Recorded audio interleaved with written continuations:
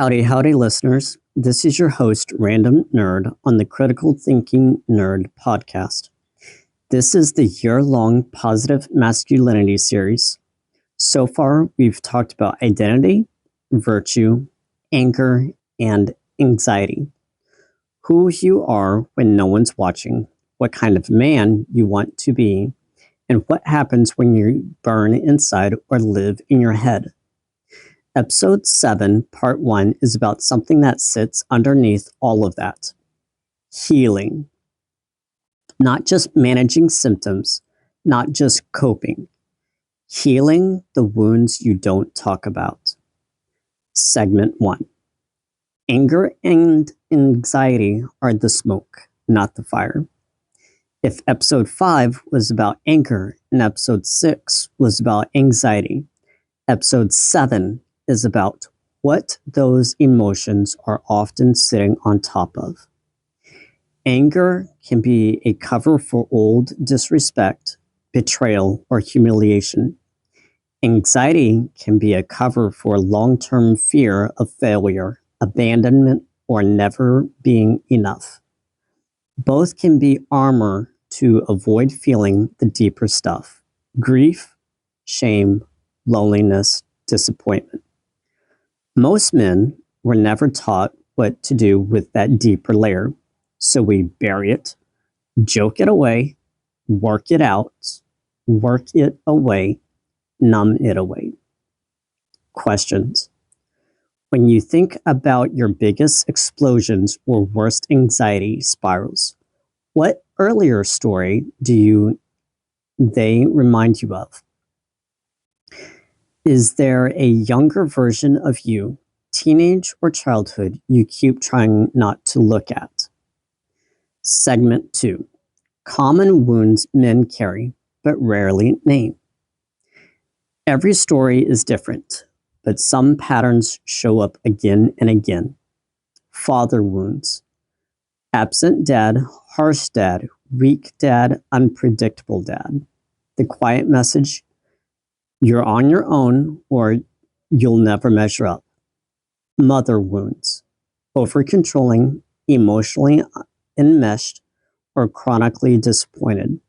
The message: you exist to keep me okay, or you're always the problem. Relationship wounds. Cheating, sudden breakups, or being used. The message: you're replaceable, or love is always a setup. Failure and shame wounds. Public humiliation, job losses, addictions, moral failures. The message: you are your worst mistake. These become scripts you run in the background. I'm not safe. I'm not enough. If people really knew me, they'd leave. Questions. Which category hits closest for you? Father, mother, relationships, or failure? If you gave your core wound a sentence, what would it be? Segment 3. What healing is not. Before talking about healing, let's clear some bad definitions. Healing is not pretending it didn't matter, saying it made me who I am while you're still bleeding on everyone, blaming your past for everything and refusing responsibility now, waiting for the person who hurt you to make it right before you move forward. Healing also is not one conversation, one podcast, one prayer, one journal page, one cry, and then I'm good. Healing is a process of telling the truth about what happened. Healing is a process of letting yourself actually feel what you avoided. Healing is a process of choosing again and again not to let that wound define your future. Segment 4. Steps of healing for men. 3 starting moves. 1. Name it clearly. Write, I was wounded when and finish the sentence as specifically as you can. Example: I was wounded when my dad called me a failure in front of everyone, or when she cheated and made me feel small. Clarity is the opposite of vague bitterness. 2. Tell one safe person, a trusted friend, mentor, coach, counselor, or pastor, not to wallow, but to be heard. Say, I need to tell you a story that shaped me because I'm realizing it's still running my life. 3. Separate the wound from your identity. Start saying, this happened to you, instead of this is you. You were betrayed is different from you are unworthy. Last, you failed is different from you are a failure. In personal experience, I still struggle with 3 every day. So it's a process. Quiet faith doorway.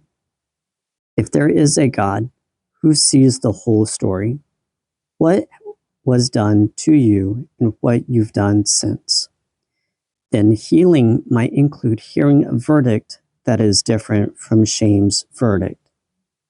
We'll get there later. For now, just don't assume your current story is the final word.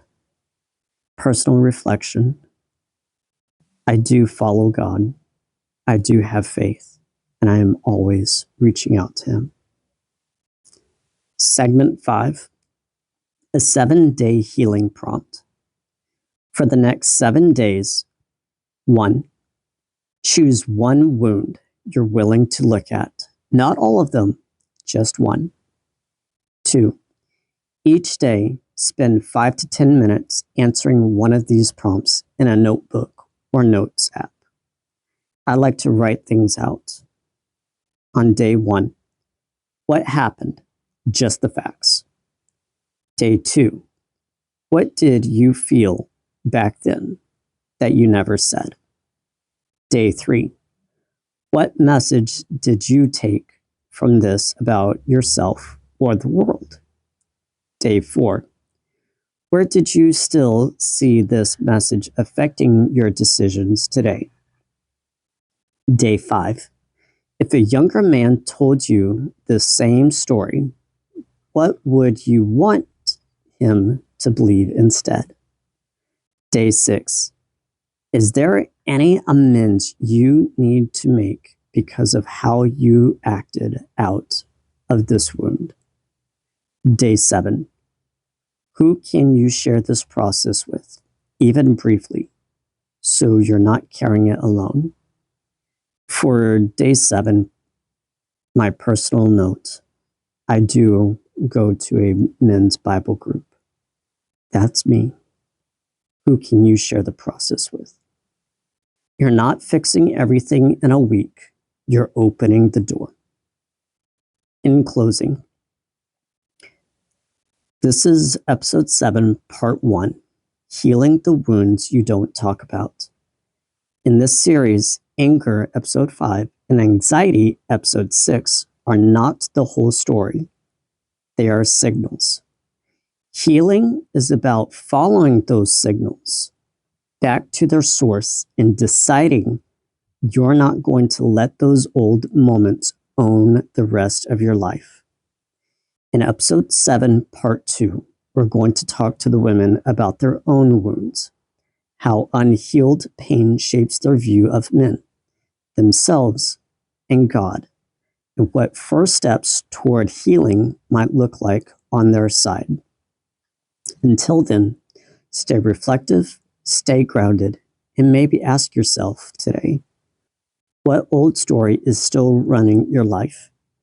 And are you finally ready to look it in the eye for truth, transparency, and fairness? If you found this episode meaningful, please continue to listen to my next episode as I dive deeper and research further to share my knowledge with you. Thank you.